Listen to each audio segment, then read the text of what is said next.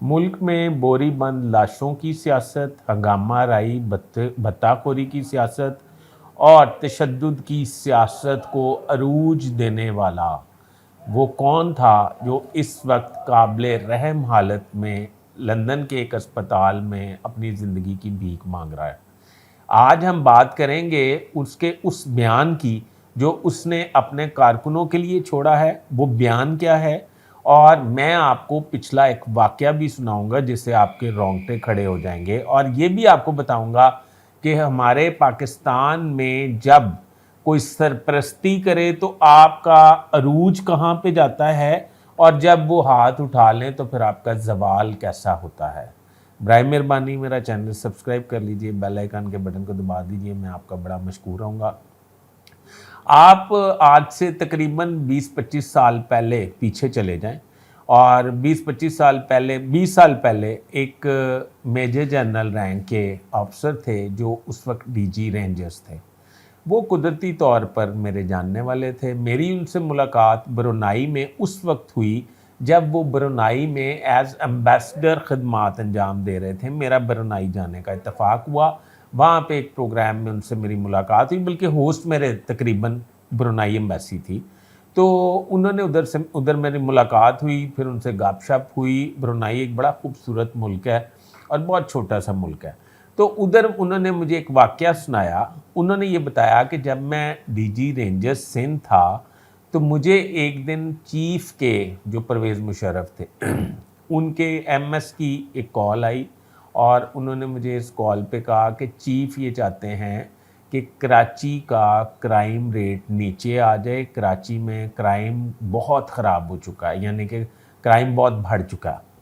तो मैंने उस वक्त अपनी इंटेलिजेंस रिपोर्ट्स मंगवाई, और मुझे समझ आई कि इस क्राइम रेट के बढ़ने में 90 का किरदार बहुत ज़्यादा है। 90 एमक्यूएम का हेडक्वार्टर था, और पहली दफ़ा किसी भी सरकारी अफसर ने या फौजी अफसर ने पहली दफ़ा 90 पर रेड कंडक्ट किया, और वहाँ पे खुशबख्श शुजात जैसी ख़वातीन और काफ़ी सारे लीडर उनके गिरफ़्तार कर लिए। ये आपको माजी में आप नज़र दौड़ाएंगे तो आपको याद आ जाएगा।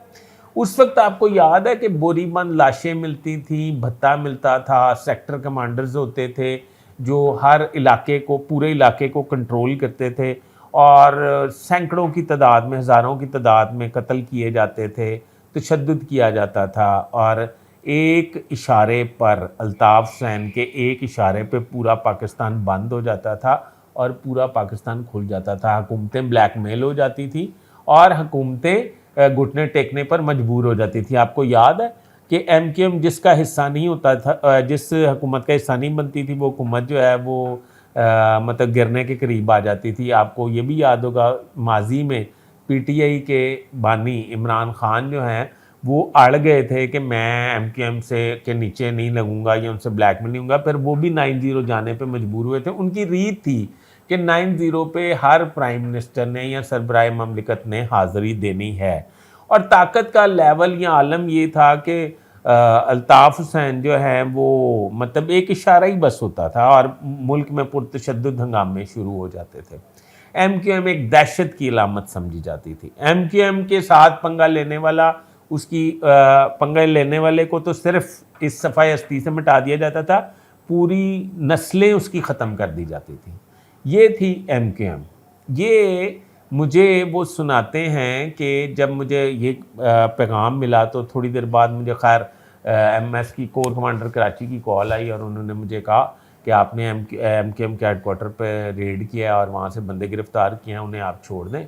और मैंने छोड़ दिया। और फिर उसके बाद उन्होंने कहा कि मुझे आपको कल एमक्यूएम का एक वफ्द मिलेगा, और वफ्द मिल के जो वो आपसे कहे उस पे आपने मनोअन अमल करना है, ये चीफ का हुक्म है। वो मेजर जनरल साहब कहते हैं कि ठीक है। मैं अगले दिन एक कॉन्फ्रेंस टाइम तय हो गया। एमक्यूएम का वफद डीजी रेंजर्स को मिलने के लिए आ गया, और डीजी रेंजर्स कहते हैं कि मैंने अपने साथ अपने ऑफिसर्स को बिठा लिया, और उन्होंने कहा कि आप क्या चाहते हैं, हमारे लिए क्या हुक्म है। उन्होंने कहा कि मैं कराची में अमन चाहता हूँ। तो उन्होंने कहा कि ठीक है, अमन हो जाएगा, پر ہمارے کچھ مطالبات ہیں. انہوں نے کہا مطالبات بتائیں. انہوں نے کہا کہ ہم لکھ کے لے کے آئیں, دیدہ دلیری چیک کریں. وہ مطالبات انہوں نے آگے رکھے تو وہ اس وقت کے ڈی جی رینجرز جو ہیں وہ مجھے جب سنا رہے تھے میرے کانوں میں سے مطلب مجھے اپنے کانوں پہ یقین نہیں آ رہا تھا. پہلا مطالبہ یہ ہے کہ کراچی میں ہم نے 18 لوگ ٹارگٹ کیے ہیں جن کا مرڈر کرنا. دوسرا مطالبہ یہ ہے کہ فلاں فلاں فلاں بلڈرز سے ہم بھتہ لیتے ہیں, ہم ان سے بھتہ جو لیتے ہیں انہوں نے ہمیں بھتہ دینا بند کر دیا ہے اور اعلان کر دیا ہے کہ بھتہ نہیں دیں گے, ان سے بھی ہم نے بھتے وصول کرنے ہیں. تیسرا اس طرح کا کوئی اغوا شغوا اور اس طرح کے مطالبات تھے. تو اس وقت وہ میجر جنرل صاحب جو ڈی جی رینجرز تھے انہوں نے بڑی حیرانگی کا اظہار کیا اور کہا کہ میں تو شاید اس کی پرمیشن نہیں دے سکتا. تو بعد میں انہیں حکم ملا کہ آپ اس بات کی پرمیشن دے دیں تو اس کے بعد امن ہو جائے گا. یہ جتنا ہمارا کرائم ہے, جتنے ہمارے لسٹ بنی ہوئی ہے, کیونکہ ہم لوگوں کو کہہ چکے ہیں, ان سے وعدہ کر چکے ہیں, تو پھر یہی ہوا. پھر وہ سارے انہوں نے قتل و غارت اور بھتہ وصول کیا اور اس کے بعد جو ہے وہ امن قائم ہو گیا کراچی میں. یہ اس شخص کی کہانی ہے جو لندن میں بیٹھا ہوا ہے اور اس وقت ہاسپٹلائزڈ ہے اور اس نے پاکستان پر بہت سارے مظالم ڈھائے ہیں. اب آج وہ بالکل بے یار و مددگار ہے. آج وہ یہ کہہ رہا ہے کہ میں تمام کارکنوں کو اپنے حلف سے آزاد کرتا ہوں, وہ انڈیپینڈنٹ لائف گزاریں اور ایم کے ایم سے آزاد کرتا ہوں. آج وہ کس حالت میں ہے یہ اس نے اس وقت کبھی نہیں سوچا تھا. یہ ہمارے سوچنے کی بات ہے. ہمارے وہ لوگ جو اس وقت عروج پہ ہیں اور مظالم ڈھا رہے ہیں, ان کو الطاف حسین کی یہ عبرتناک شکست یا عبرتناک جو موت جس کے وہ قریب پہنچ چکا ہے اس کو یاد رکھنا چاہیے اور اس طرح مظالم ڈھانے والی شخص کو پاکستان کے لیے نہیں دنیا کے لیے ایک سبق بنانا چاہیے کہ اس نے کراچی میں, سندھ میں کس قدر مظالم ڈھائے. آپ کو شاید یاد ہوگا کہ لاہور میں اسلام پورہ میں 13 قتل ہوئے تھے, اس میں بھی ایم کیو ایم کا نام آتا تھا اور اس میں بھی الطاف حسین کا نام آتا تھا.